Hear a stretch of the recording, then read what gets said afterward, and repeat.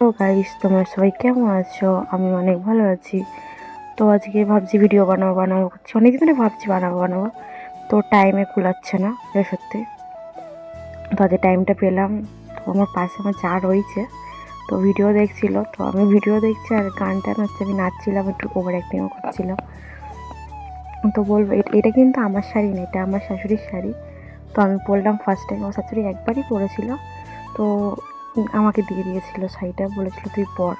আমি তো পরবো না, তুই পর। আমিই দিয়েছিলাম দুর্গাপুজোর সময়, বিয়ের আগে। তো দুর্গাপুজোর সময় দিয়েছিলাম, এই শাড়িটা তোমাকে দিলাম, তুমি পরবে দুর্গাপুজোর সময়। তো একবার পরেছিল, তারপর আর পরেনি, বলছিল আমি কোথায় রাখবো, তুই রাখ তোর কাছে, আর তুই পরলে তুই পর। তাই আমি ফার্স্ট টাইম পরছি শাড়িটা, তো পরিনি কোনো সময় ভিডিও বানানোর জন্য। এমনি আমি শাড়ি খুব কম পরি, কেন আমি শাড়ি পরে চলতে পারি না, বেশিরভাগটা চুড়িদার পরি, না স্কার্ট পরি, এইসবই পরি, শাড়িটা খুবই কমই পরি আমি। তো এটাতে আমার বাক্স খাজানা, এর মধ্যে আমার যত সব মেকআপ রয়েছে এ টু জেড। আর ক্যামেরাটা একটু ঘোলা ঘোলা লাগছে ওপর দিকটা, কেন দেখো স্ট্যান্ড নেই কোনো।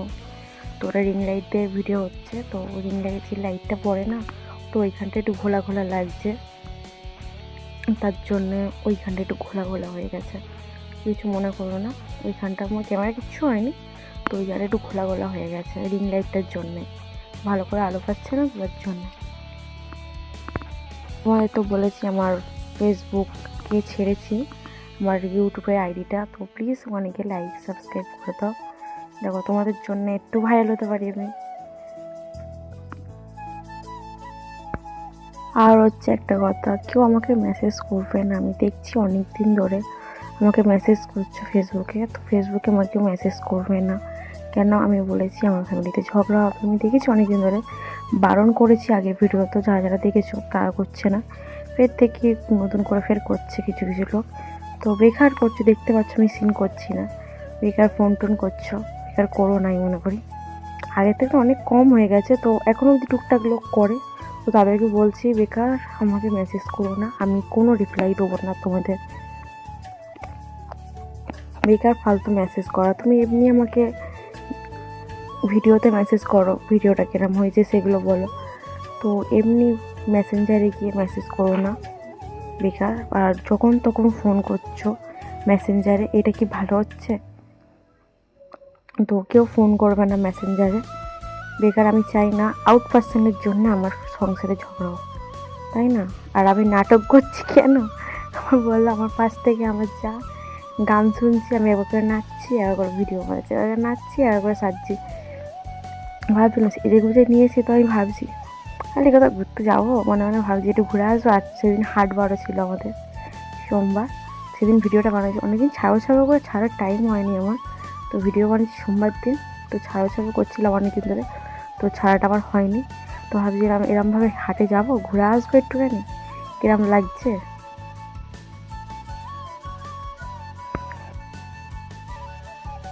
আমাকে আমার পাশের বাড়ি একটা বৌদি, মানে আমার বাবু বাড়ির ওখানে একটা বৌদি কমেন্ট করেছে, বলে তুই এরমভাবে সংসার করছিস দেখে খুব ভালো লাগছে, এত কষ্ট করে।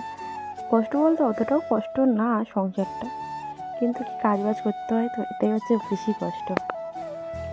সংসারে কাজ মানেই কষ্ট।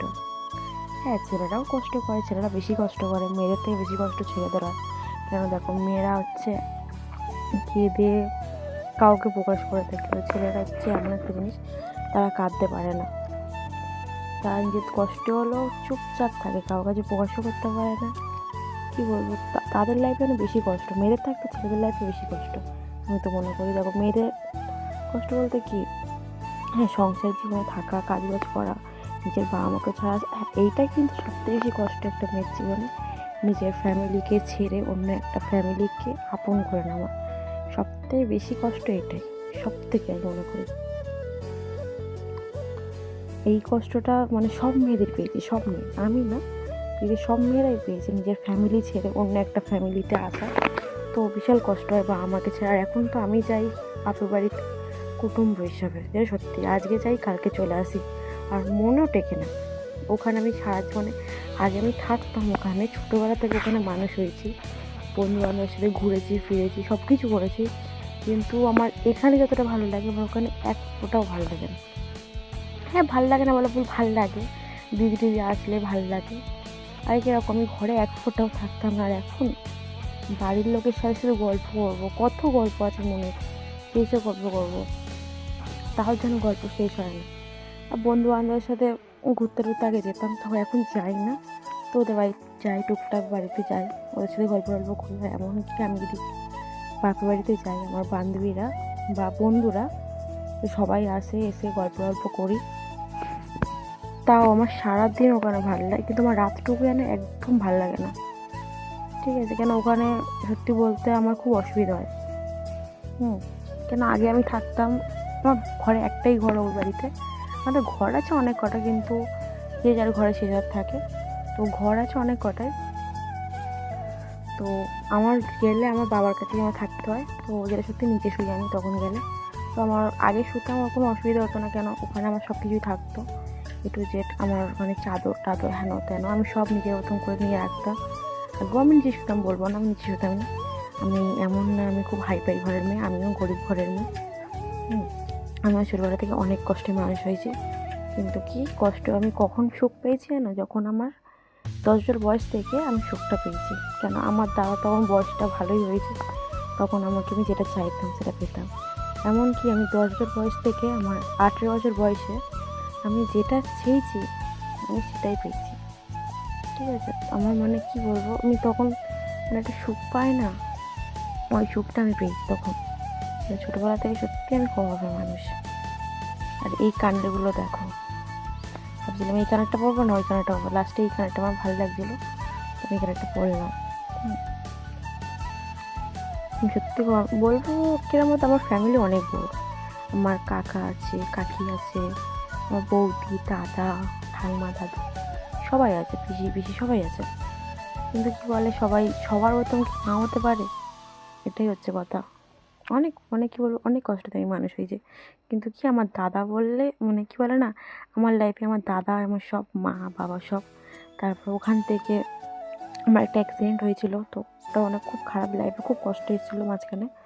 তো ওটা হওয়ার পর থেকে নিজের ওখান থেকে বেরিয়ে গিয়ে ফের হচ্ছে আমার বরকে আমি পেলাম, তো এখানেও আমি অনেক ভালো আছি, ঠিক আছে? এখন মনে হচ্ছে না আমি সুখের পর্যায়ে হয়েছি, কিন্তু ছোটোবেলা থেকে সত্যি অনেক কষ্ট হয়েছে, তো ওরকম খুব কম মেয়েরাই পায়। তো আমি মনে করি ভগবান যেন যদি আমাকে এখন মেরে ফেলুক, কিন্তু হচ্ছে আমি যখন আমার বাচ্চা কাচ্চা হবে তখন যেন আমার কিছু না করুক, আমার শরীরটা যেন ভালো থাকুক, মানে আমার বাচ্চা কাচ্চাকে আমি যেটা আমার বাচ্চা যেটা চাইবে সেটা আমি যেন দিতে পারি।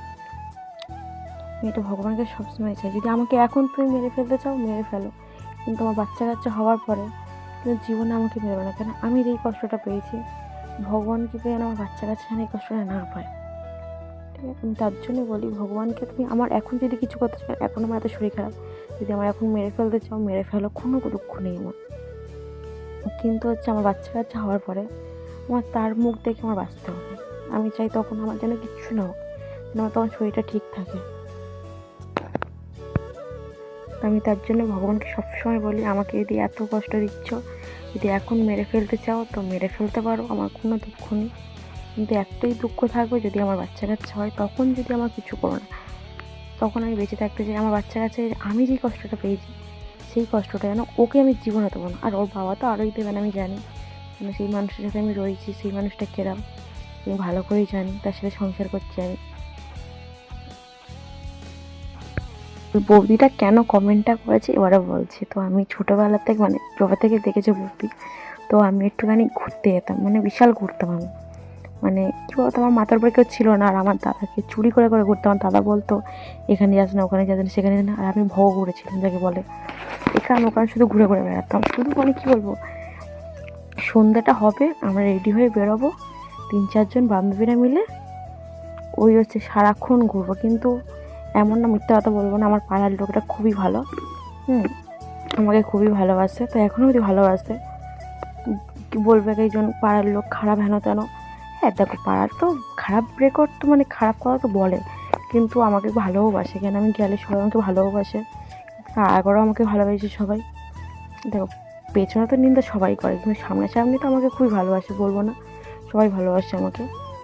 তো বৌদিরা তার জন্যই আমাকে বলেছে, বলে তুই কেরাম ছিলে তার এখন কেরাম হয়ে গেলিস, আগে সারা জায়গায় ঘুরে ঘুরে বেড়াতে, যারা এখন মল্লিকপুর মানে বাপের বাড়িতে গেলেও ঠিকঠাক থাকিস না, শুধু বাড়ি চলে যাই করি, দুটো দিন এসে থাকতে পারিস না। আর ওই কাজ বাজ করছি কেন, আমি ঘরে থাকলে কী বললাম, আমি রান্নাবান্না সব করতাম ঘরেতে, কেন রান্নাবান্নার ঘরে কেউ ছিল না, কিন্তু কিরম বলতো, রান্না করবো এর বাড়ি চলে যাবো, রান্না করবো ওর বাড়ি চলে যাবো, মাছ কড়াই ভাজছি কিন্তু আমি লোকের বাড়ি গিয়ে আড্ডা মারছি, এই করতাম।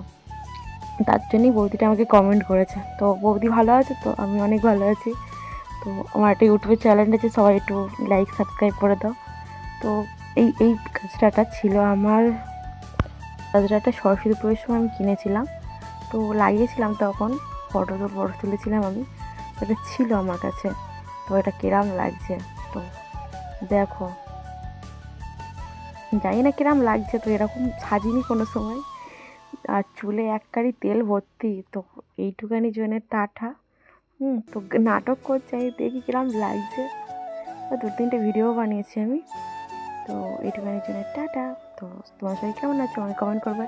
আর আমার যেটা বললাম, তো লাইক কমেন্ট শেয়ার